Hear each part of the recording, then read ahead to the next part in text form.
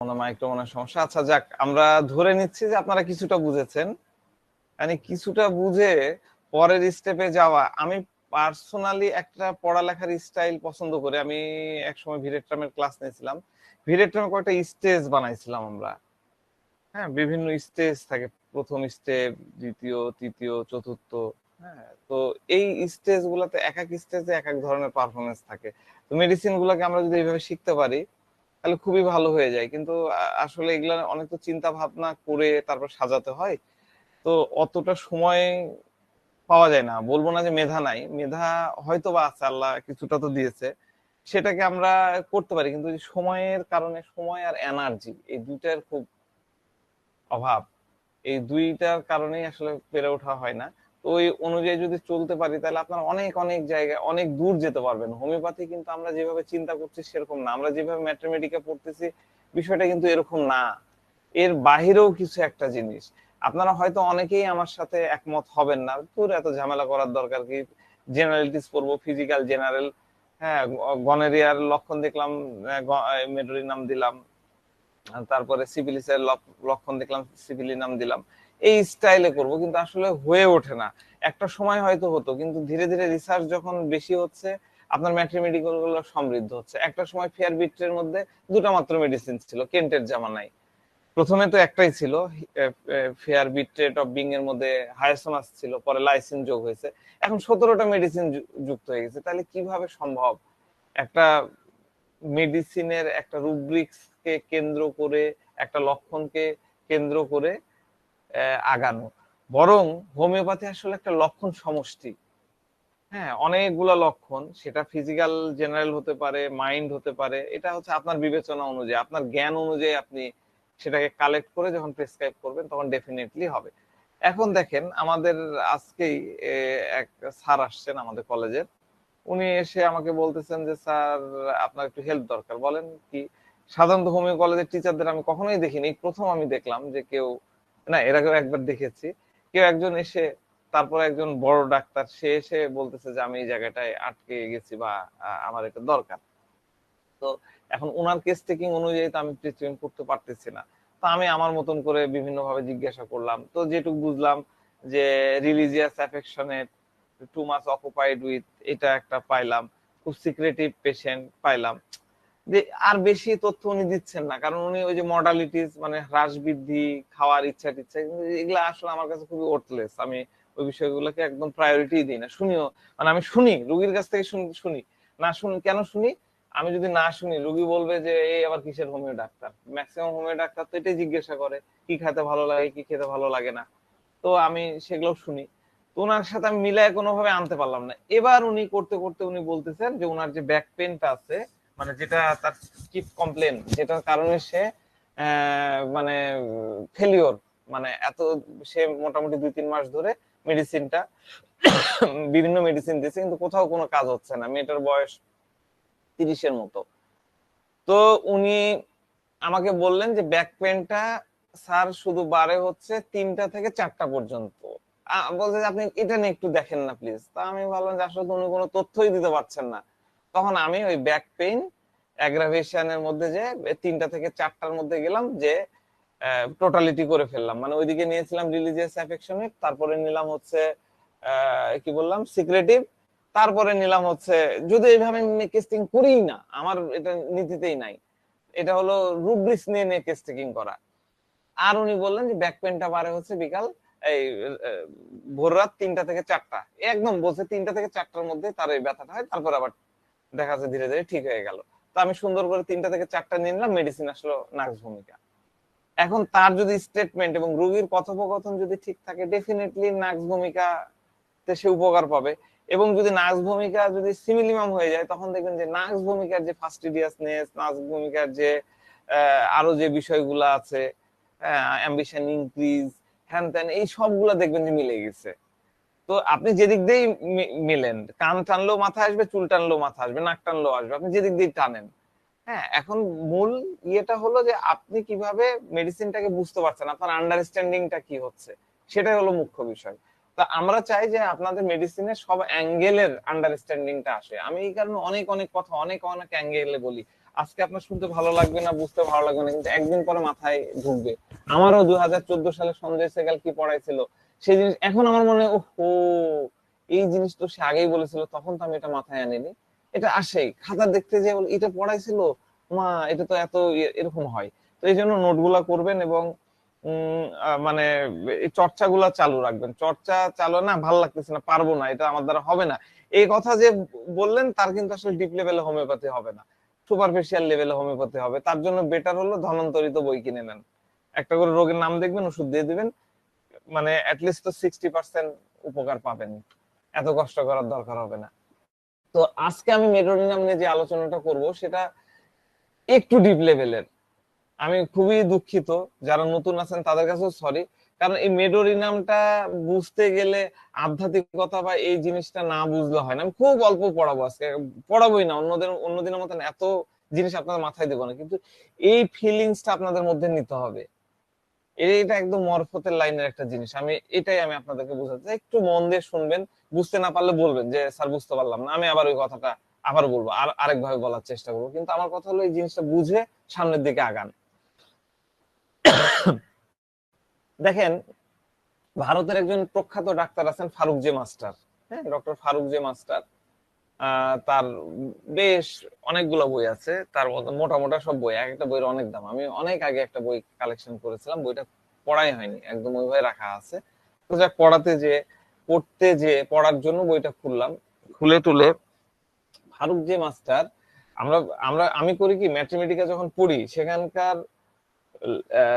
Literature আমি পড়ছি, সাথে সাথে আমার মতন করে আমি রুব্রিক্সটাকে কল্পনা করে সেটাকে আমি রেপার্টরিতে দেখি যে মেডিসিনের সাথে ইয়ে আছে কিনা।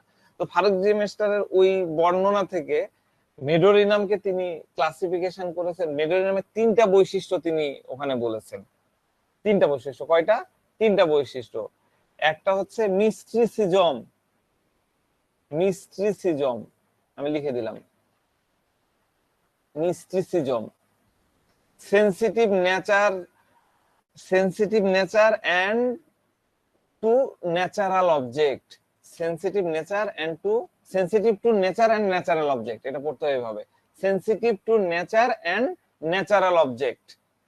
তৃতীয়টা হচ্ছে sensitive beauty, sensitive to beautiful nice things, sensitive to beautiful nice things. এই 3টা বৈশিষ্ট্য তিনি বলেছেন। আপনারা যদি ফারুক জি মাস্টার বই পড়তে চান পড়তে পারেন, কিন্তু আমি বলবো পড়ার দরকারই নেই, কারণ আমি ওটাকে একদম মানে একদম পুরা ক্র্যাশ করে ওর মজাটা আমি আপনাদের সামনে দিয়ে দিচ্ছি। এত হয়তো ফারুক জি মাস্টার তার ল্যাঙ্গুয়েজে বলেছে, আমি আমাদের বাংলা ল্যাঙ্গুয়েজে আমি আপনাদেরকে বোঝানোর চেষ্টা করছি, কেউ মন দিয়ে শোনেন। তাহলে 3টা জিনিস লিখে নেন, mysticism, sensitive to nature and natural object, আর হচ্ছে sensitive to beautiful nice things. এই 3টা জিনিস, এই 3টা জিনিস দিয়ে তিনি কি বুঝাচ্ছেন? প্রথমে আসি মিস্টিসিজম। এখন আপনারা কিন্তু বলেন না যে এত পড়ানোর দরকার কি, কারণ এই বিষয়ে মিস্টিসিজম মানে কি? মিস্টিসিজম মানে হচ্ছে, আমি বলে দিলাম যে অতি ইন্দ্রিয়বাদ, মিস্ট্রিয়াস, রহস্যবাদ, মানে রহস্যময়, হ্যাঁ, মরমীবাদ, এটা হলো ডিকশনারি মিনিং দেওয়া আছে, আমি বলে দিলাম, এবার আপনি বুঝে নেন। আপনি বলতেছেন যে এত বলার দরকার কি, একটু ইয়ে করলে হয়, আমি জাস্ট একটু বলে দিলাম যে অতি ইন্দ্রিয়বাদ, রহস্যময়, মরমীবাদ, ডিকশনারিতে আছে, আপনি এটা বুঝে নেন। এইভাবে কিন্তু বোঝা যায় না, এইভাবে বোঝা যায় না বলেই কিন্তু ম্যাথমেটিকা রেপার্টরির এই মাইন্ড চ্যাপ্টার এতদিন ধরে উপেক্ষিত হয়েছিল, এতদিন ধরে উপেক্ষিত পড়েছিল। মানুষ কিন্তু এই যেহেতু চর্চাটা করেনি করেনি বিধায় ফিজিক্যাল জেনারেলিটিস এই জিনিসগুলো নিয়ে মানুষ চর্চা শুরু করছে। এখন এদিক তো বোঝে না, এদিক বোঝে না, ওই কারণে আরেক দিক দিয়ে আমাকে তো চিকিৎসা করতে হবে, আরেক দিকে যাচ্ছে, বোঝার কোনো ম্যাটেরিয়ালস নাই। আমাকে বলে স্যার কোন বই থেকে পড়েন, কি পড়েন, হ্যান করেন ত্যান করেন, বই তো নাই, বইয়ে তো ওইভাবে দেওয়া নাই, কোনো বইয়ে একদম স্পেসিফিক এই জিনিসগুলোকে তো ওইভাবে দেওয়া নাই, অনেকেই লিখছে ডিকশনারির মতন করে এই অর্থগুলা দিয়ে রেখে দিয়েছে।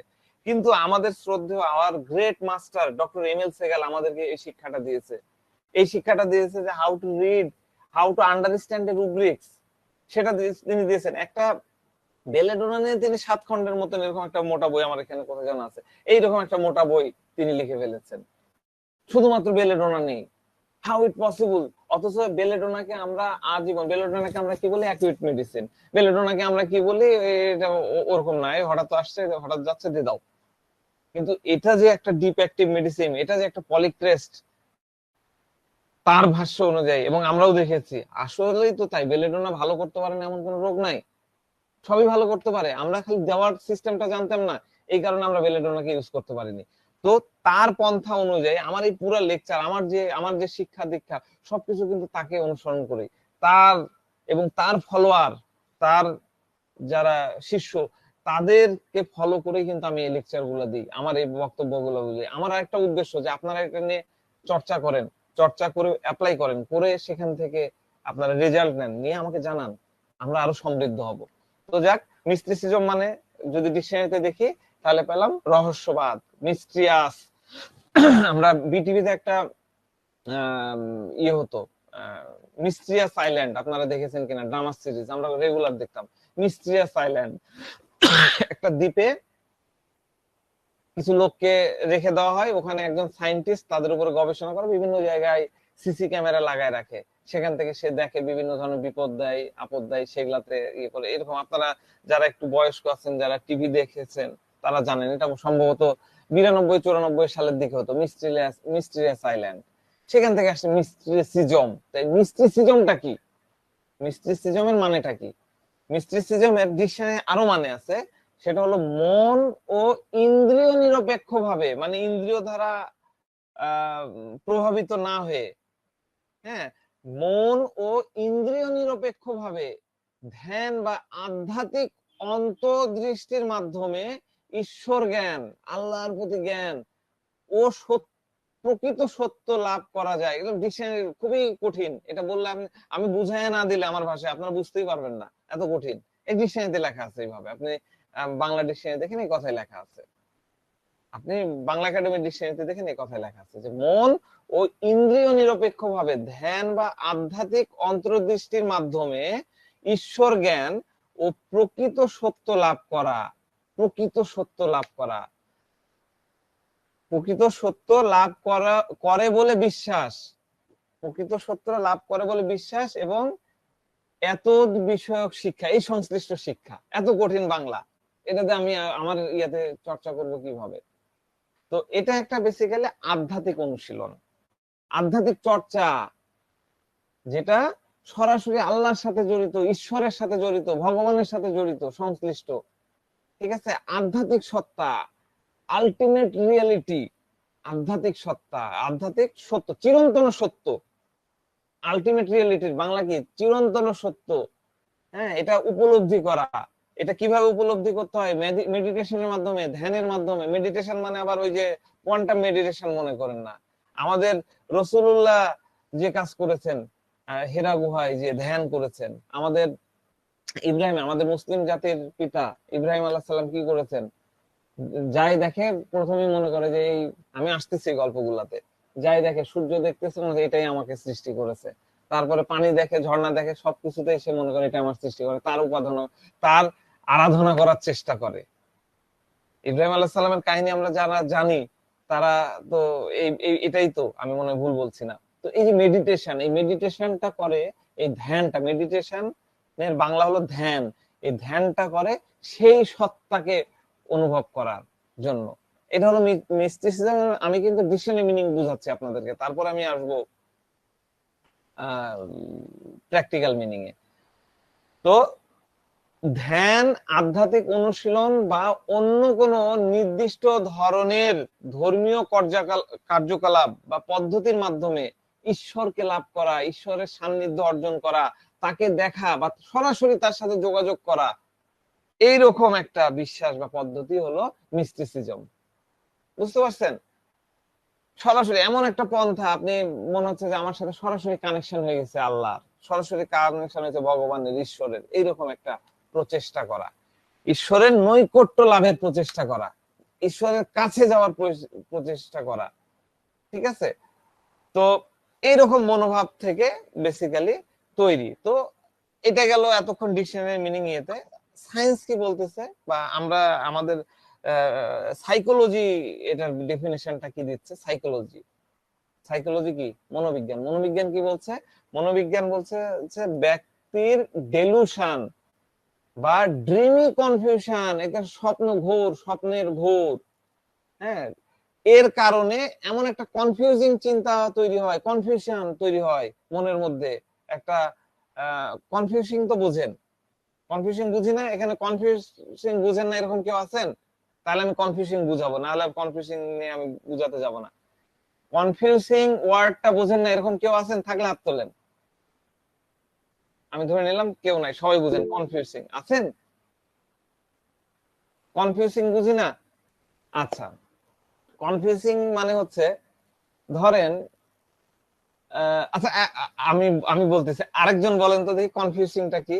কনফিউজড ওয়ার্ডটার ইয়েটা কি, আমরা বুঝবো কি করে কনফিউজড কাকে বলে, ফিলিংসটা কি? দ্বিধাদ্বন্দ্বে পড়ে যাওয়া। হ্যাঁ, একটু উদাহরণ দিয়ে বোঝান, দ্বিধাদ্বন্দ্বটা একটু উদাহরণ দিয়ে বোঝান। অর্থাৎ আমি বাইরে যাব না ঘরে থাকবো, দ্বিধাদ্বন্দ্বে পড়ে গেলাম যে এখন কি দ্বিধাদ্বন্দ্ব, যাবো না থাকবো, কি করব, এরকম। আচ্ছা আচ্ছা আচ্ছা, ঠিক আছে, এটাই। আমি কি আজকে মেরোডিয়াম পড়াবো, আপনার কি ডিপ লেভেলে পড়াবো, না একটু লো লেভেলে পড়াবো, নাকি এই প্যাথোলজিক্যাল জিনিসগুলো দেখে দেখে পড়াবো? এই যে একটা ভাবনার মধ্যে, চিন্তা চেতনা, অন্তর্দ্বন্দ্বের মধ্যে পড়ছি, এটা করব না ওটা করব, এই যে দ্বিধা, এটা হলো কনফিউশন। আরে আপনি কি আনসার দিলেন, আমাকে তো পুরো কনফিউজ করে দিলেন, কি পড়ান এগুলা, আমি তো আগে যা জানতাম আমাকে কনফিউজ করে ফেললেন। আমরা এটা বলি, হ্যাঁ। তো আমরা দ্বিধাদ্বন্দ্ব কখনো বলবো না, আমরা বলবো কনফিউজিং। ঠিক আছে, এই ওয়ার্ডটার সাথে আমরা পরিচিত হতে হবে। তো কি হলো, ডেলুশন। ডেলুশন মানে মানুষের মধ্যে একটা ভ্রান্ত ধারণা মানুষ ফিল করে, বা একটা ডিমি কনফিউশন, স্বপ্নের ঘোরের মধ্যে আসতেছে, একটা চিন্তা তৈরি হচ্ছে, হ্যাঁ, যে আমি কোন একটা গুপ্ত বিদ্যা বা আমার একটা গুপ্ত জ্ঞান, আধ্যাত্মিক একটা গুণ আমার মধ্যে চলে আসছে, একটা মিস্ট্রিয়াস ক্ষমতা, আধ্যাত্মিক ক্ষমতার আমি অধিকার হয়েছি, এইরকম একটা বিষয় এই মিস্টিসিজমের মধ্যে তৈরি হয়। বুঝতে পারছেন? এটা হলো another level to reach god. এটা আল্লাহর কাছে, সৃষ্টিকর্তার কাছে, বিধাতার কাছে পৌঁছানোর একটা আলাদা লেভেল। এটা কিন্তু আমরা এই যে নামাজ কালাম পড়তেছি, এটা তো একটা ওয়ে আল্লাহর কাছে যাওয়ার। হিন্দু দাদারা আমাদের পূজা অর্চনা করছেন, এটা একটা ওয়ে, ঠিক আছে। কিন্তু এই মিস্ট্রিয়াস ইয়াটা হচ্ছে আরেকটা ওয়ে। এটা আমি মারফত বলবো না, কিন্তু এটা আরেকটা ওয়ে আল্লাহর অস্তিত্বকে ধারণ করা। আমি আসতেছি ধীরে ধীরে। তো এটা হলে হয় কি, যখন আল্লাহর প্রতি, প্রকৃত আল্লাহর প্রেমিক যখন আপনি হতে পারবেন, প্রকৃত ঈশ্বরের প্রেমিক যখন হতে পারবেন, বিধাতার প্রেমিক হতে পারবেন, তখন এটা আপনার মধ্যে একজন ভালোবাসা তৈরি হবে, এ ম্যাটার অফ লাভ, একটা ভালোবাসার জিনিস তৈরি হবে। হ্যাঁ, একটা ডিপ ইনভলভমেন্ট তৈরি হয়ে যাবে তার প্রতি ভালোবাসার, এবং তার সৃষ্টির প্রতি ভালোবাসার একটা ইনভলভেশন তৈরি হয়ে যাবে। ক্রেভিং ফর লাভ, তখন তার ভালোবাসা পাওয়ার মধ্যে জন্য একটা ক্রেভিংনেস তৈরি। আমি ক্রেভিং এর বিষয়ে কিন্তু গতদিন বলেছি, ওটা না প্রশ্ন করেন না। ক্রেভিংস মানে আমার লাগবেই, আমার মিষ্টি চাই চাই, আমার ভালোবাসা চাই চাই, এরকম একটা বিষয় তৈরি হয়ে যাবে মিস্টিসিজমের মধ্যে। তো এই পদ্ধতিতে মানে মিস্টিসিজমে থাকা রোগীরা আশা করে, এবার আসছে আমি প্র্যাকটিক্যাল বিষয়, মিস্টিসিজম আপনি প্র্যাকটিক্যালি কিভাবে নেবেন। তো মিস্টিসিজমে থাকা ব্যক্তিরা, এই রোগীরা আশা করে যে তিনি কোনো অভৌতিক জগতে অন্তর্দৃষ্টি পাবেন। অভৌতিক মানে অভৌতিকের ইয়ে কি বলবো, বাংলা বলবো যে অজাগতিক, অজাগতিক, আধ্যাত্মিক, হ্যাঁ, একটা অন্তর্দৃষ্টি পাবেন, একটা গোপন বিষয়গুলার জানতে তিনি সক্ষম হবেন, এইরকম একটা বিষয়। একটা কি বাতেনি জ্ঞান না কি বলে, আমি ওয়ার্ড গুলো ভুলে গেছি, বলেন তো। জাহেলি বাতেনি, ঐশ্বরিক জ্ঞান, ঐশ্বরিক। হ্যাঁ ঐশ্বরিক, তো এটার একটা জাহেলি বাতেনি এরকম একটা বলে আমাদের। তাহেরিয়াত বাতিনি। হ্যাঁ বাতেনি, স্পিরিচুয়াল পাওয়ার স্যার। হ্যাঁ হ্যাঁ এক্স্যাক্টলি, আমি বাংলায় বোঝাচ্ছি, স্পিরিচুয়াল বললে তো হয়ে গেল। একটা বাতেনি জ্ঞান, একটা আধ্যাত্মিক একটা জ্ঞান তার মধ্যে চলে আসে, এরকমটা ভাবে। কিছু কিছু রোগ আবার, আমি দেখেন আপনারা কিন্তু অন্যভাবে নিয়েন না, অনেকে আবার এগুলো পদ্ধতি অবলম্বন করেন। তো এই পেশেন্ট গুলা করে কি, তাদের রোগ সারানোর জন্য কিছু কিছু ধর্মীয় পদ্ধতি, টেকনিক অ্যাপ্লাই করে। পানি পড়া, বা আদার্স কিছু আছে আর কি, আমি এখন অত উদাহরণ দিতে পারছি না, মানে আমি খুব মানে শর্টলি এই জিনিসগুলো চিন্তা করে আপনাদেরকে উপস্থাপন করছি। অথবা এমন এমন বই খুঁজতে থাকে, নিয়ামুল কোরআন, হ্যাঁ আমার নিজের মধ্যেই ছিল যে নিয়ামুল কোরআন, একটা নিয়ামুল কোরআনের আমাদের কাছে যেটা আসে সেটা কিন্তু হচ্ছে রূপান্তরিত নিয়ামুল কোরআন, মানে রূপান্তরিত বলতে ট্রান্সলেটেড। হ্যাঁ, এটার অরিজিন ইয়েটা ছিল উর্দুতে। হ্যাঁ, এবং সেটা আরো অনেক মোটা এবং আরো অনেক বিস্তারিত বিষয়গুলা। তো এই পেশেন্ট গুলো হয় কি ওই রকম বই খোঁজে, ওই বইয়ের মধ্যে থেকে গোপনীয় আমল, গোপনীয় পদ্ধতি, পন্থা খোঁজে। চাইনিজরা করতেছে কি, চাইনিজদের মধ্যে এরকম গোপন বিদ্যার আলাদা ব্ল্যাক বুক, তারপর কি কি সব রেড বুক, এরকম বই ওদের আছে, যেগুলাতে ওদের ওই আহ, বিশেষ করে বিভিন্ন ধরনের পাওয়ার রিলেটেড ইয়ে থাকে। তারপরে হেলিং মানে অসুস্থতা হওয়ার জন্য নিরাময়ের বিভিন্ন ধরনের পন্থা ওর মধ্যে দেওয়া থাকে। এই যে ইবনে সিনার এখন এখন মনে পড়ছে না আমার নামগুলা, এই কিছু কিছু বই এরকম গুপ্ত বইগুলা থাকে, এই জিনিসগুলা তারা খোঁজার চেষ্টা করে। ঠিক আছে, দীর্ঘদিন ধরে চেষ্টা চালিয়ে যায় এবং দেখা যাচ্ছে যে ওই ওই পন্থাগুলা অবলম্বন করতেই থাকতেছে। এই পদ্ধতিতে এই জ্ঞান অনুসরণ করলে আমি রোগ মুক্তি থেকে পাওয়ার সম্ভাবনা আছে। আপনি দেখবেন যে অনেক আকুপ্রেশার করছে, যদিও এটাকে সায়েন্টিফিক নন সায়েন্টিফিক এগুলো অনেক বিষয় আছে, আমি ওই তর্কে যাব না। আমি বলতে চাচ্ছি এদের মধ্যে, এই মানুষগুলোর মধ্যে কি কাজ করে যে আমাকে আকুপ্রেশার করে, আমাকে আকুপাঞ্চার করে, বা আমাকে আদার্স জল থেরাপি বা হাইড্রোথেরাপি, বা আমাকে ওই যে আমরা ঐশ্বরিক ট্রিটমেন্ট বলি, কি বলে হাদিসের ট্রিটমেন্ট বলি না কি বলি জানো, এটা খুব সুন্দর নাম আছে, সুন্নতি ট্রিটমেন্ট বলি, হিজামা। হ্যাঁ, এই ইয়েগুলাকে সে নিজে নিজে অ্যাপ্লাই করার চেষ্টা করে, নিজে নিজে ওই চর্চাগুলা করে আগানোর চেষ্টা করে, মিস্টিসিজমের পার্সন গুলা। তো এগুলো আমরা সাধারণত পেয়ে থাকি, কিন্তু এটা খুবই কঠিন, খুবই কঠিন। মানে আপনি যদি ওইভাবে নিতে যান। এটা কি ইলমে মারিফাতের জ্ঞান নাকি স্যার? জি, কথা বুঝতে পারলাম না। মারিফাত ইলমে মারিফাত একটা কথা বলে স্যার। সরি ভাই, আপনার কথা বুঝতেই পারলাম না, সরি। স্যার বলতেছে মারেফতের জ্ঞান, মানে মারফত কিন্তু আরেকটু উপরের লেভেলে। ঠিক আছে, মারফতের কাছাকাছি গেলাম। হ্যাঁ, তো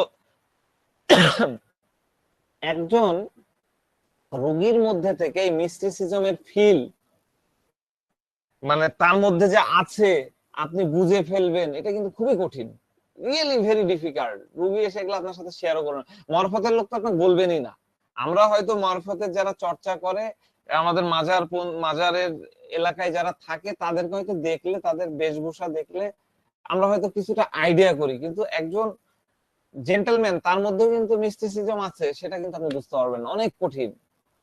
কারণ পেশেন্টের কাছে মিস্টিসিজম এটা যে প্রকাশ করতে হবে, এটাও যে কিছু একটা হতে পারে, সাইকোলজিক্যাল ডিসঅর্ডার বা আদার্স কোনো কিছু হতে পারে, এইটা পেশেন্ট নিজেও বুঝে না। আর সে যেহেতু বুঝে না, সে আপনাকে বলেও না, আর না বললে আপনি বুঝবেন কিভাবে, ভাবনাটা তার ওখানে থেকে যায়। তা আমাদের তার অ্যাটিটিউড, তার টোটালিটি, অনেক কিছু নিয়ে এই বিষয়টাকে আমরা বিচার করতে পারি।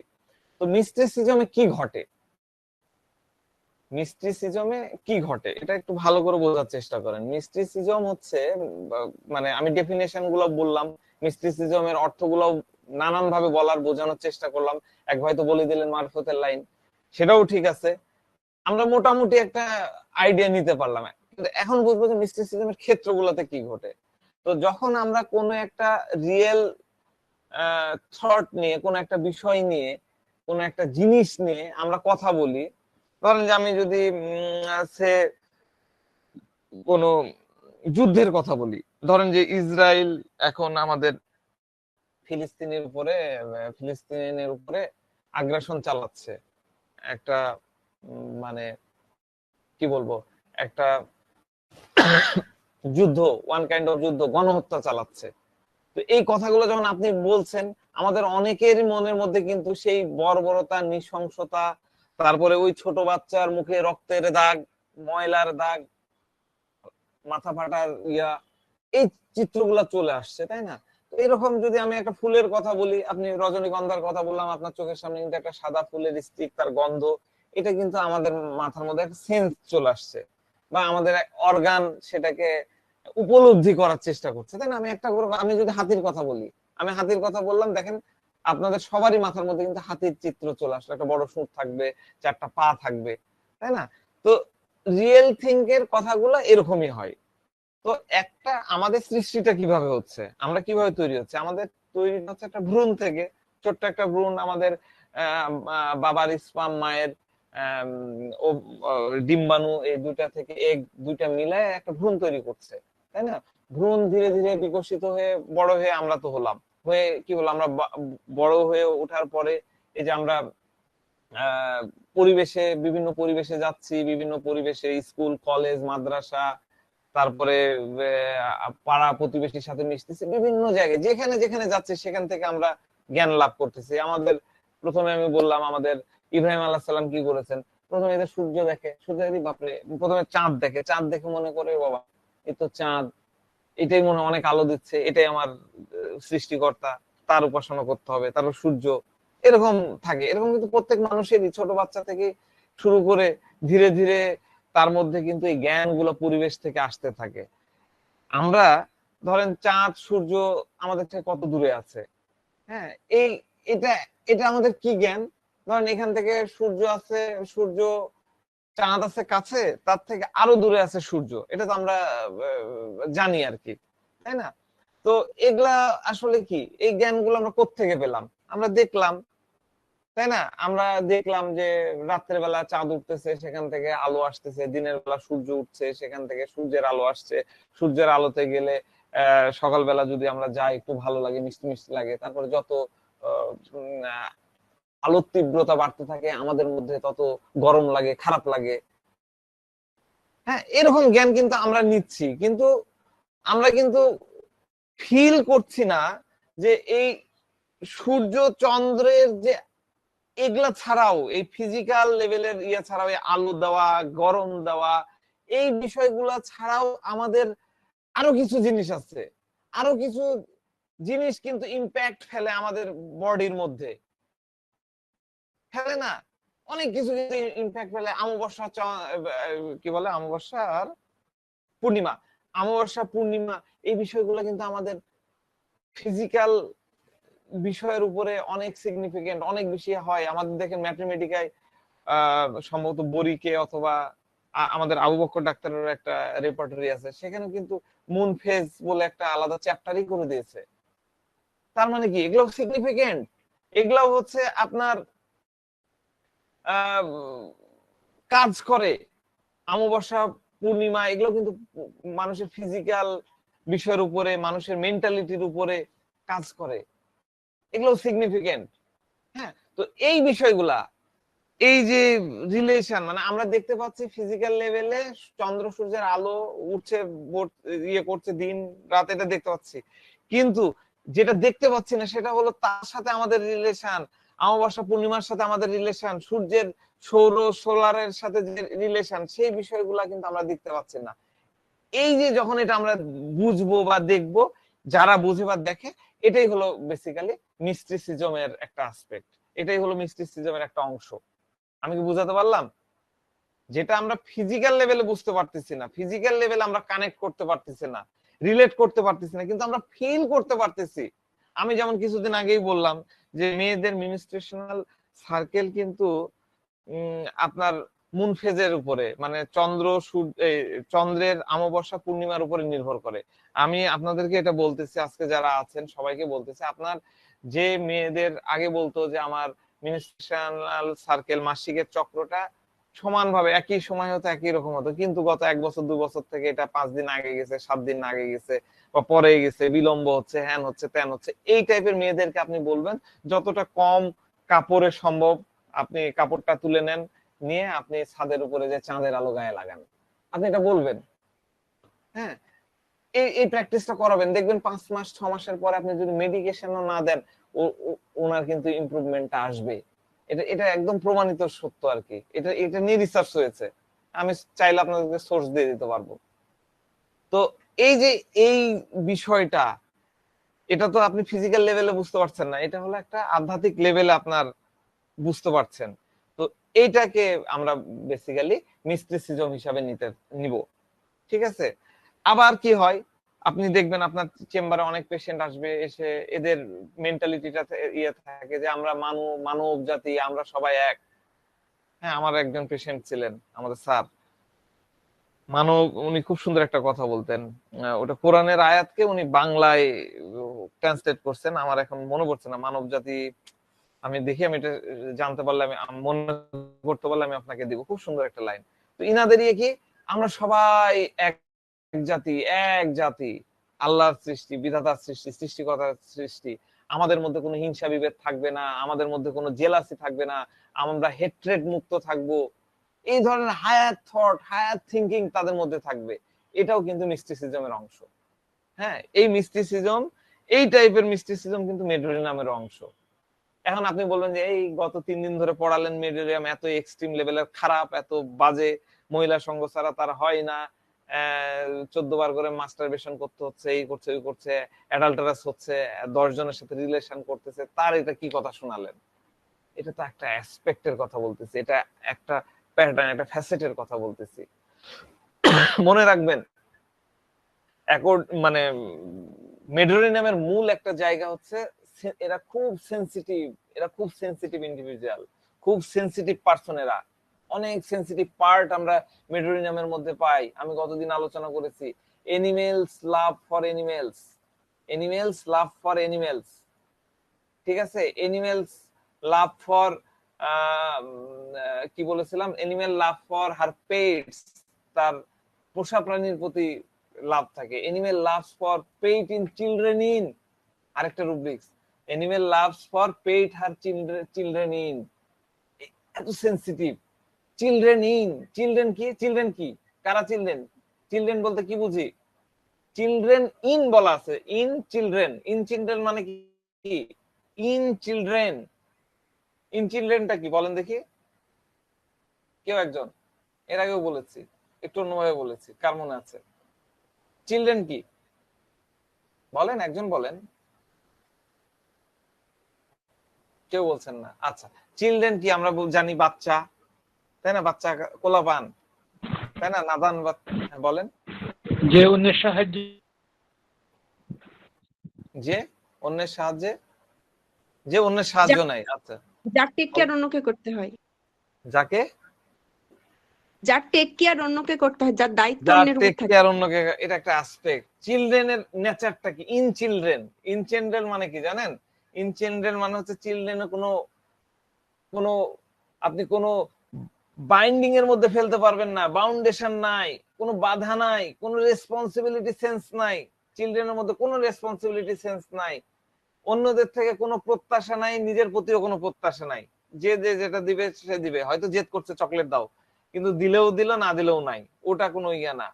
এদের এদের চিন্তা হচ্ছে একদম উন্মুক্ত, একদম উন্মুক্ত চিন্তা, যেখানে ইচ্ছা সেখানে যেতে পারে, খোলাভাবে যেতে পারে, কি কাপড় পরে আসতে দেখা দেখি নাই, ন্যাংটা হয়ে চলে যেতে পারে, ওর ভাবনা নাই। আশেপাশে যেখানে মনে হচ্ছে 3 তলায় যাচ্ছে, 2 তলায় যাচ্ছে, যেখানে যাওয়ার কথা না সেখানেও যাচ্ছে, চিন্তা চেতনায় উন্মুক্ত। চিলড্রেন, ইন চিলড্রেন একটা মানে ডিকশনারি মিনিং, ইন চিন্তা চেতনায় উন্মুক্ত, তার যা ইচ্ছা তাই করছে। তার, তাকে আপনি যতই বিধিনিষেধ দেন না কেন, এটা করবে না, ওটা করবে না, আবার ঠিক ওই কাজই করছে। ওকে বেঁধে রাখুন, কোনো সমস্যা নাই, আবার একটু ঢিল পেলে আবার ওই কাজ করবে। স্কুলের টিচার আছেন, আপনি নিজে চিন্তা করেন আপনার বাচ্চারা কি করেন, এই কথা বলবা না, আবার শুরু হয়ে গেছে গল্প, এই ওখানে যাবা না, আবার শুরু হয়ে গেছে। আপনি ওকে বলেন যে এটা করো, ওটা করো, একটু করলো, এবার আপনি যখন ঘাটটা ঘুরাই নিলেন, দৃষ্টিটা হটাই নিলেন, ওটা আর করলো না, আরেক দিকে চলে গেল। তো আমরা জানি চিলড্রেন আমরা কাদেরকে বলি? যারা একদম নেচারের কাছে কাছে, প্রকৃতির কাছে কাছে, খুব প্রকৃতির কাছে। নেচার কি? নেচার হচ্ছে গাছপালার কথা চিন্তা করেন, একদম সবুজ, একদম মানে আনচেঞ্জড একটা জিনিস। হ্যাঁ, নেচারের কথা চিন্তা করেন। নেচার আমরা কি দেখছি? আমরা মেঘ দেখতেছি, অনেক মেঘ, প্রচুর বৃষ্টি হচ্ছে, যখন মেঘ হলো বৃষ্টি হয়ে গেল। বাচ্চারাও এরকম, কিছু নাই করে কান্না করতেছে, মন খুলে কান্না করতেছে। ধরেন যে যেখানে কান্না করা যাবে না সেখানে ছোট বাচ্চা নিয়ে আপনি সে গল্প করছেন কারোর সাথে, কান্না শুরু করে দিল, দেখা দেখি নাই। সে ভাববেও না যে আমার বাপ মা কথা বলতেছে, ইম্পর্টেন্ট কথা বলতেছে, সে কান্না করে দিল। আপনি ধরেন কথা কথা আপনি আদালতে গেছেন বাচ্চাকে নিয়ে, জজ সাহেব তো খুব সিরিয়াস কথোপকথন, বাচ্চা কান্না শুরু করলো। বাচ্চা ভাববেও না যে আমার বাপ মার বিপদ হতে পারে, জজ বিরক্ত হতে পারে, ওর একদম ন্যাচারাল এরকম চিন্তা করে। এরকম যারা চিন্তা করে তাদেরকে আমরা চিলড্রেন বলতে পারি, এটা বড় হতে পারে। তারা কোনো কিছু চিন্তা করে করে না, জাস্ট করে ফেলে, এটাই মেডোরি নাম। তো animal love for her pet in children, ঠিক আছে? এইরকম এই একমাত্র মেডিসিন হচ্ছে মেডোরিনাম।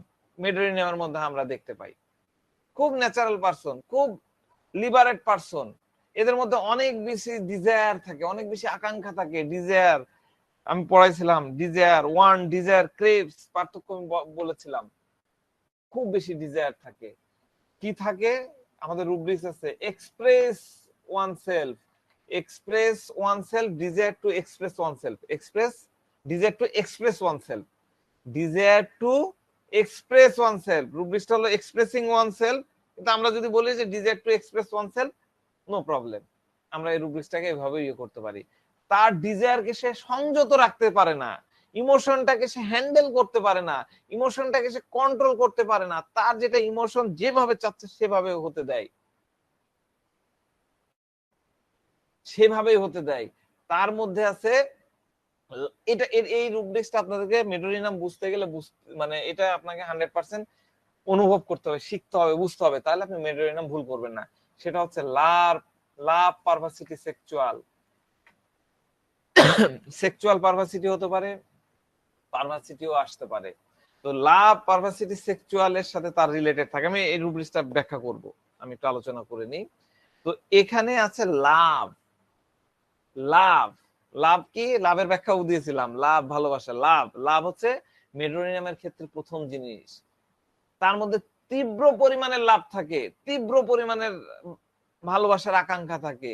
আমরা জানি এই মেডিসিন তৈরি হয়েছে কি থেকে? গনোরিয়ার ডিসচার্জ থেকে। একটু আগে আমাদের এক বড় ভাই বললেন, আমাদের এক ডাক্তার সাহেব বললেন যে গনোরিয়ার ডিসচার্জ থেকে। যেহেতু গনোরিয়ার ডিসচার্জ কাদের হয়? আমার আপনার হবে না। গনোরিয়ার ডিসচার্জ হবে যাদের অনেক বেশি সেক্সুয়াল কন্ট্রাক্ট থাকে, অনেক বেশি সেক্সুয়াল, অনেক মেয়ের সাথে তার রিলেশন, ফিজিক্যাল রিলেশন থাকে, তার মধ্যে তৈরি হয়। তো সেক্সুয়াল কন্ট্রাকশন বা ইন্টারাকশনটা কাদের সাথে হয়? যার তার একজনের সাথে দেখা হলো আর হয়ে গেল, তা কিন্তু না। যখন দুইজন মানুষের মধ্যে একটা আন্ডারস্ট্যান্ডিং তৈরি হবে, একটা লাভ তৈরি হবে, ঠিক সেই সময়ে যে সেক্সুয়াল কন্ট্রাকশনটা তৈরি হয়। এইভাবেই মেডোরিনাম একজনের সাথে একজন, মানে মেডোরিনামের কানেকশন গুলা তৈরি হয়। এতটা সেন্সিটিভ পারসন এরা, এদের সেন্সিটিভিটি হচ্ছে লাভের কারণে। হ্যাঁ, অন্যের সাথে এরা এদের সেন্সিটিভিটি, অন্যের প্রতি এরা এটাকে লালন করে, অন্যের সাথে তার সেন্সিটিভিটি এক্সচেঞ্জ করে, তাদের আবেগ এক্সচেঞ্জ করে। এইভাবেই মূলত মেডোরিনাম উৎপত্তি হয়, এটাই মেডোরিনামের বেসিক।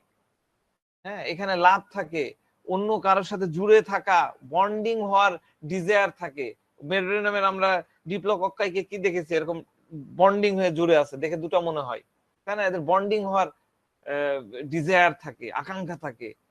কারোর সাথে ইমোশন শেয়ার করার আকাঙ্ক্ষা থাকে, আমি আমার ইমোশন কারোর সাথে শেয়ার করব, আমার আশা আকাঙ্ক্ষা যেগুলো আছে আমি শেয়ার করব, আমি বলবো, এইটা থাকে। এদের আরেকটা ইয়ে থাকে হচ্ছে সেনসিটিভ প্রফেসিং। হ্যাঁ, প্রফেসিং এটাও একটা অ্যাসপেক্ট। মিস্ট্রিসিজম নিয়ে তো বুঝলেন, মিস্ট্রিসিজম প্রফেসিংটা কাছাকাছি, আমি এই কারণে প্রফেসিংটাও আজকে একটু বলে শেষ করব। তো প্রফেসিং, আমরা লাভের বিষয়টা বুঝলাম, প্রথম মিস্ট্রিসিজমের বিষয়টা বুঝলাম, তারপরে লাভের বিষয়টা আসলো, সেটা বুঝলাম। এবার প্রফেসিং। তাহলে প্রফেসিং হচ্ছে একটা পারসন বন্ডিং এ আসার পরে মেডোরিনামের এই প্রফেসিটা তৈরি হয়। শুধুমাত্র যে ফিজিক্যাল লেভেলে বা সেক্সুয়াল লেভেলে লাভ না, হ্যাঁ, এটাও না, এই প্রফেসিং, এই মিস্ট্রিয়াস লেভেলেও কিন্তু তার লাভটা হয়। মেডোরিনামের লাভ শুধু যে একদম ফিজিক্যাল মেয়ে দেখলাম আর লাভ করলাম, বা একটা মেয়ে ছেলেকে দেখলো লাভ করলো, তার সাথে ফিজিক্যাল অ্যাট্রাকশনে গেল, তা না। এটা কিন্তু মিস্ট্রিয়াস লেভেলেও, মিস্টিসিজম লেভেলেও কিন্তু এই লাভটা তৈরি হয়। তো যাক, প্রফেসিং এর বিষয়টা একটু নিয়ে বলি। প্রফেসিং আমি বানানটা লিখে দিই তাহলে আপনাদের জন্য সুবিধা হবে। প্রফেসিং খুব, আজকে কিন্তু খুব জটিল জটিল বিষয়, আমি ইজি ভাবে বলার চেষ্টা করছি। আপনি যদি প্রথমে মনে করে নেন জটিল, তাহলে হবে না। তো প্রফেসিং এর মানে হচ্ছে ভবিষ্যৎবাণী করা।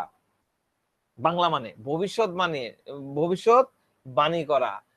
ভাববাদীর নাই বলা, ভাববাদী ডিকশনারি মিনিং, ভাববাদীর নাই বলা, ভাববাণী বলা। ঠিক আছে, এমন একটা জিনিস বলা যেটা হতে পারে রিলিজিয়াস, বা ওই যে মিস্ট্রিক বিষয় যা ভবিষ্যতে ঘটবে এরকম বিষয় নিয়ে বলা, এটা হলো প্রফেসিং। হ্যাঁ, ক্লেরাভয়েন্স এর মতন মনে হয়, আমি ওগুলোর পার্থক্য করব আপনাদের যাতে ভুল না হয় এই কারণে আমি করব। তো প্রফেসিং এর বিষয়টা হলো ভবিষ্যৎ নিয়ে ইয়ে করা। তো প্রফেসিং হলো আগে থেকে মিস্ট্রিক জ্ঞান, মিস্ট্রিকের বিষয় তো বুঝে গেছেন, ওটা আমি আর বলতেছি না। মিস্ট্রিক জ্ঞানকে কাজে লাগায় ভবিষ্যতে ঘটতে যাওয়া কোনো বিশেষ ঐশ্বরিক হুমকি, আল্লাহ কোনো একটা ইয়ে দিয়েছে, যেমন আল্লাহ বলে দিয়েছে যে ইহুদিরা এরকম এরকম করছে, এদের ধ্বংস এরকম হবে, 16 শতকে এরকম হবে, অষ্টাদশ শতকে এরকম হবে, এরকম কিন্তু একটা কথা আছে, বা সে একটা প্রতিশ্রুতি দিয়েছে যে এরকম হলে তাদেরকে আমি ধ্বংস করে দিব। এই জ্ঞানটাকে কাজে লাগিয়ে ভবিষ্যৎবাণী করা। দেখেন আমাদের এখন অনেক হুজুররা বিভিন্ন ভাবে বলে যে দজ্জালের আগমন এরকম করে হবে, তারপরে ইমাম মেহেদী এরকম করে আসবে, হ্যাঁ এই আসবে। তারা কোত্থেকে কাজের এই জ্ঞানগুলো কোত্থেকে পাচ্ছে? তারা তাদের ওই মিস্ট্রিক জ্ঞান, ঐশ্বরিক জ্ঞান যেগুলো পড়েছে, বিশেষ ইয়ে থেকে জ্ঞানগুলোকে আহরণ করেছে, সেটা দিয়ে বলতেছে। একজন হুজুর বলতেছে যে 2025 সালে পৃথিবী ধ্বংস হবে, একজন বলছে 27 সালে। এই যে কথাগুলো বলতেছে, এগুলো হলো প্রফেসিং করছে। আমি কি বুঝাতে পারলাম? কি বোঝা গেল প্রফেসিং? মিস্ট্রিক জি জ্ঞান, জি জি বুঝতে পেরেছি। ঐশ্বরিক জ্ঞানগুলোকে কাজে লাগায় সে প্রফেসিং করতেছে। তো এগুলা হলো ডিকশনারিগত মিনিং। এবার আমাদের প্র্যাকটিক্যাল মিনিং গুলো আমরা দেখবো যে কিভাবে কি নেওয়া যায়। তো ভবিষ্যৎবাণী করা বা প্রেডিক্ট করার মানে প্রেডিকশন মানে কি? ভবিষ্যৎবাণী করা। কে জিতবে আজকে, আমরা বলি না প্রেডিক্ট করো আজকে কে জিতবে, বাংলাদেশ জিতবে না ইন্ডিয়া জিতবে, আমরা এটা বলি। কিন্তু প্রেডিক্ট করতে পারলে এই প্রাইজটা পাবেন। তাহলে প্রেডিকশন মানে কি? ভবিষ্যৎবাণী করা। তাহলে প্রফেসিটা হলো কি? প্রফেসিটা হলো ঐশ্বরিক জ্ঞানকে কাজে লাগায়, আধ্যাত্মিক জ্ঞানকে কাজে লাগায়। তাহলে ভবিষ্যৎ প্রেডিক্ট করা বা প্রকাশ করা, যা ফিউচারে ঘটবে, যা হবে অপছন্দনীয়, অপ্রীতিকর, এমন কিছু ঘটবে, হ্যাঁ, এবং সেটা একটা বিশেষ কিছু ঘটবে, এরকমটাও কেউ কিন্তু প্রফেসিং বোঝানো হয়। তো প্রফেসিং এর ক্ষেত্রে সাধারণ ঘটনাগুলো ভবিষ্যৎবাণী করার কাজে ব্যবহৃত উপকরণ বা প্রসেসকে বোঝায়, যা প্রায় জৈব রূপে বা ঐশ্বরিক রূপে, হ্যাঁ, অনুপ্রাণিত হয়, এবং যেটা আধ্যাত্মিক অন্তর্দৃষ্টির উপরে ভিত্তি করে বিবেচিত হয়, সেটা হলো প্রফেসিং। আধ্যাত্মিক অন্তর্দৃষ্টি থাকতে হবে। এতে ভবিষ্যতের বিষয়ে বার্তা দেওয়া, কোনো নির্দেশ প্রদান করা, ভবিষ্যতে অন্তর্দৃষ্টি দিয়ে দেখার সাথে জড়িত, যা প্রায় অলৌকিক বা উচ্চতর কোন একটা সোর্স থেকে বা অলমাইটি থেকে প্রাপ্ত কোন একটা বিষয়তে বলা আছে যে যখন দজ্জালের আগমন হবে, তখন শ্যামদেশ থেকে কালো পতাকাবাহী একদল সৈন্য যাবে, তখন ভারতে এরকম দেওয়া ছিল যে আমরা শাহ নেমাতুল্লাহ সম্ভবত উনার কিছু ভবিষ্যৎবাণী আমরা দেখি, তাই না? যে সে সময় হিন্দুস্তানে একদম রক্তের বন্যা বয়ে যাবে, তখন আমাদের কি হবে, যে আমাদের যেটুক সামর্থ্য থাকবে সেটুক দিয়ে দজ্জালের প্রতিহত করতে হবে। এটা কিন্তু সে সময় প্রফেসিং করে গেছে, প্রফেসিং করে গেছে, তাই না? এখন এই বিষয়গুলা অনেকেই চর্চা করে মিস্টিসিজমের মাধ্যমে তারা ইয়ে করতেছে যে অমুক সালে অমুক হবে, তমুক সালে তমুক হবে, এই বিষয়গুলা বলতেছে। তো এর অর্থ হলো ধার্মিক বা আধ্যাত্মিক বিষয়ে উৎসাহের সাথে প্রচার করা এবং কথা বলাও হতে পারে, এটা হলো প্রফেসি। আমি প্র্যাকটিক্যালি এই বিষয়গুলো আসবো।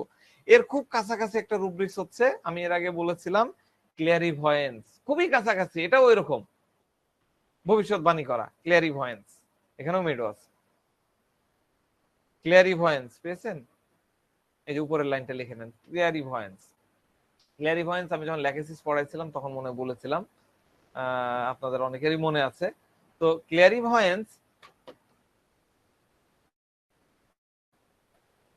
ক্লিয়ারিভয়েন্স মানে কি? ক্লিয়ারিভয়েন্স মানে হচ্ছে আলোক দৃষ্টি, আলোক দর্শন, অতি ইন্দ্রিয় জ্ঞান। এটা একই হয়ে গেল, দেখেন ডিকশনারি মিনিং, প্রফেসিংও যা হয়ে গেল, ক্লিয়ারিভয়েন্স একই। অতি ইন্দ্রিয় জ্ঞান মানেই তো ঘুরে ফিরে তাই হলো, আধ্যাত্মিক জ্ঞান, তাই না? অতি ইন্দ্রিয় মানে যেটাকে আমরা বলি সিক্স সেন্স, তাই না? তো ক্লিয়ারিভয়েন্স আসলে একটা অতি ইন্দ্রিয় ক্ষমতা। ডিকশনারিতে বলা আছে, ডিকশনারি ব্যাখ্যা এইভাবে বলা আছে যে কোনো কিছু বা কোনো ঘটনা যা সাধারণ মানুষ তার ইন্দ্রিয় ক্ষমতা দ্বারা জানা সম্ভব না, সাধারণ মানুষ তার শারীরিক যে ক্ষমতা আছে সেটার দ্বারা সে জানে না, এমন কিছু জানা বা ভবিষ্যতের ঘটনা জানার জন্য, অথবা ইতিপূর্বে যে ঘটনা ঘটে গেছে সে সম্পর্কে জানার জন্য, বা কোনো বিষয় জানার জন্য মৃত আত্মা বা জিনের সাথে সম্পর্ক স্থাপন করা, এটাকে বলে ক্লিয়ারিভয়েন্স। আমার মনে আছে আমরা অনেক ছোটতে একটা অনুষ্ঠান হতো, আপনাদের যাদের বয়স মোটামুটি 35+ তারা জানবেন, যদি কিছু মনে না করেন নামে সম্ভবত একটা প্রোগ্রাম ছিল। হানিফ সংকেত সেখানে অ্যাসিস্ট্যান্ট থাকতেন, ফজলে রোহান সম্ভবত ওনার নাম, উনি প্রোগ্রামটা করতেন। তো তিনি করেছিলেন কি, একবার প্ল্যানচেট করে, সে সময় আমাদের তখন রঙিন টিভি ছিল, কেবল রঙিন টিভি আসছে, আমার মনে আছে ছোট ছিলাম, প্ল্যানচেট করে রবীন্দ্রনাথের আত্মাকে নিয়ে আসছেন, নিয়ে এসে তার বিভিন্ন বিষয়ে জানার চেষ্টা করতেছিলেন। হ্যাঁ, এরকম একটা বিষয় আর কি। তো ক্লিয়ারিভয়েন্স ওরকম না, আমি জাস্ট বোঝানোর জন্য বললাম, করলাম যে মানুষরা কিভাবে জিন বা মৃত আত্মার সাথে কানেকশন করে, এই কানেকশন করে এই ক্ষমতাটাকে ইউজ করে। তো যখন কোনো মৃত ব্যক্তি বা আত্মার সাথে সম্পর্ক স্থাপন করা হয়, বা জিনের সাথে, যে জিন চালান দেয়, জিনের সাথে কানেকশন করা হয়, তখন সে মৃত আত্মা বা মৃত আত্মা কি করে, জীবিত দেহের, আপনারা দেখেছেন কিনা জানি না, আমার দেখা আছে, যে বলে যে জিন নামায়, জিন ভর করে। জীবিত একজনের দেহের মধ্যে সাধারণত তুলা রাশির লোক লাগে, এই তুলা রাশির লোকের বডিতে ওটা ঢুকে যায়, ঠিক আছে? ওই ব্যক্তির তখন কি হয়, হুঁশ থাকে না, তখন কি করে, ওই আত্মাটা যেটা তার বডির মধ্যে প্রবেশ করেছে, বা জিনটা যেটা তার বডির মধ্যে প্রবেশ করেছে, তার নিয়ন্ত্রণে চলে যায়। হ্যাঁ, পার্সন তার স্বীয় মানে তার নিজস্ব যে কন্ট্রোল, তার নিজস্ব যে চিন্তা চেতনা, সেটা থাকে না, ওই জিন যা করে তাই হয়, ঠিক আছে? এরকম একটা হয়। তো তার নিজস্ব ব্যক্তিত্ব পুরোপুরি ভাবে প্রভাবহীন হয়ে পড়ে, এবং সে আত্মা তার উপরে প্রভাব বিস্তার করে।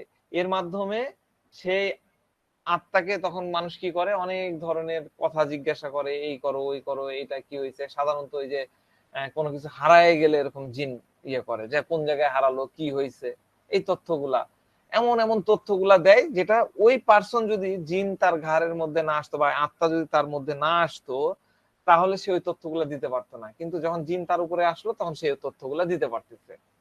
যেমন কিরকম তথ্য, যেমন অতীতের কোনো ঘটনার কথা, কোনো গুপ্তধনের কথা, কোনো ব্যক্তির অতীত বা ভবিষ্যতে কি হতে পারে, এরকম ঠিক ঠিক তথ্য, কোনো হারিয়ে যাওয়া ব্যক্তির সন্ধান পাওয়ার জন্য তথ্য, বা চুরি হয়ে গেল এরকম বস্তু জানার জন্য এরকম তথ্য তাদের কাছ থেকে পাওয়া যায়। তাহলে বলা যায় যে এরা এমন সব তথ্য দিতে পারে যা জীবিত ব্যক্তি তার সাধারণ ইন্দ্র বা তার স্বাভাবিক বুদ্ধি দ্বারা দিতে পারে না, স্বাভাবিক বুদ্ধি দ্বারা দিতে পারে না। অনেক দেশের গোয়েন্দা সংস্থা অপরাধীদের অবস্থান জানার জন্য এরকম করে থাকে, অনেক ধরনের গোয়েন্দা সংস্থা আছে, কেবিজিও করতো, আমেরিকান করতো, ইসরায়েলরা তো এই কাম করেই, এরা এই কাজগুলা করে, প্ল্যানচেট করে, এরা ওটাকে একটা কি যেন বলে, আমার টার্মটা মনে পড়ছে না, ওই কাজটা করে, সাইক্লিক একটা পাওয়ার করে এই তথ্যগুলা জানে। তো এটা গেল একটা অ্যাসপেক্ট। কিন্তু দেখা যায় অনেক ব্যক্তির মধ্যে এরকম মৃত আত্মার সহযোগিতা ছাড়াই এ ধরনের অনুভূতি হয়ে যায়। হ্যাঁ, অনেক ধরনের অনেক ব্যক্তি পাওয়া যায় তাদের মধ্যে এরকম অনুভূতি তৈরি হয়, তারা পুরোপুরি হুঁশে থাকে, নিজের নিয়ন্ত্রণে থাকে, কিন্তু এমন এমন তথ্য দিবে, এমন এমন ভাবে বলবে, একদম ঠিকঠাক বলে দিতে পারে যা সাধারণ 10 জন মানুষের ক্ষমতার বাইরে।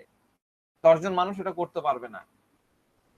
মানে কোনো ব্যক্তি কোনো ঘটনা বা কোনো পরিস্থিতি সম্পর্কে এমন ভাবে বর্ণনা দিচ্ছে আর 10 জন বলতে পারবে না, অথচ যা বলছে একদম সব ঠিকঠাক।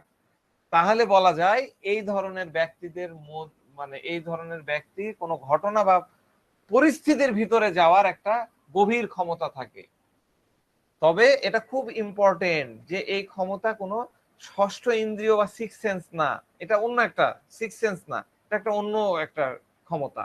এটা একটা আন্তরিক অনুভূতি বা গড ফিলিং না, এটা একটা ইন্দ্রিয় অতি সূক্ষ্ম অবস্থা। এই সূক্ষ্ম ক্ষমতা দিয়ে ব্যক্তি যে কোনো বিষয়কে গভীরভাবে অনুভব করে। এখানে বুদ্ধি প্রয়োগের কোনো বিষয় থাকে না, কোনো চিন্তা ভাবনার কোনো বিষয় থাকে না। ব্যক্তির কাছে মনে যে ঘটনাটা যেরকম মনে হয় সেরকমই সে বলে। অল্প বুদ্ধির লোকের ক্ষেত্রেও এরকমটা এই ক্ষমতাটা থাকতে পারে।